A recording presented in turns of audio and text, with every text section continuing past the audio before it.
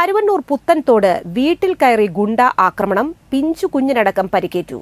കരുവന്നൂർ പുത്തൻതോട് ഷാപ്പിന് സമീപമാണ് വീട്ടിൽ കയറി വടിവാൾ വീശി ഭീകരാന്തരീക്ഷം സൃഷ്ടിച്ച് ആക്രമണം നടത്തിയത്. ഇവിടെ വാടകയ്ക്ക് താമസിക്കുന്ന കുട്ടാട്ടിൽ വീട്ടിൽ സൗമേഷ് എന്നയാളുടെ വീട്ടിലാണ് പ്രദേശത്തെ തന്നെ നിരവധി കേസുകളിൽ പ്രതിയായ അനൂപ് എന്നു പേരുള്ള അക്കുടു എന്നറിയപ്പെടുന്ന യുവാവ് ആക്രമണം നടത്തിയത്. ഞായറാഴ്ച ഉച്ചയോടെയാണ് സംഭവം. ലഹരിയിൽ വടിവാളുമായി വീട്ടിലെത്തിയ ഇയാൾ സൗമേഷിനെയും ഭാര്യ അഞ്ജനെയും അമ്മ ഓമനയെയും മകൾ 6 വയസ്സുകാരി പ്രാർത്ഥനയെയും ആക്രമിക്കുകയായിരുന്നു. വീട്ടിലെ പല വ്യഞ്ജനങ്ങൾ ഉൾപ്പെടെ വലിച്ചെറിയുകയും ചെയ്തു. പരിക്കേറ്റ ഇവർ ഇരിങ്ങാലക്കുട ജനറൽ ആശുപത്രിയിൽ ചികിത്സ തേടി. ഇരിങ്ങാലക്കുട പോലീസും സ്ഥലത്തെത്തി പ്രതിക്കായുള്ള അന്വേഷണം ആരംഭിച്ചിട്ടുണ്ട്. മുൻപും നിരവധി തവണ ഇയാളിൽ നിന്നും ഇത്തരം അനുഭവങ്ങൾ ഉണ്ടായിട്ടുണ്ടെന്നും പോലീസിൽ പരാതി നൽകിയിട്ടും ഫലമുണ്ടായിട്ടില്ലെന്നും വീട്ടുകാർ പറയുന്നു.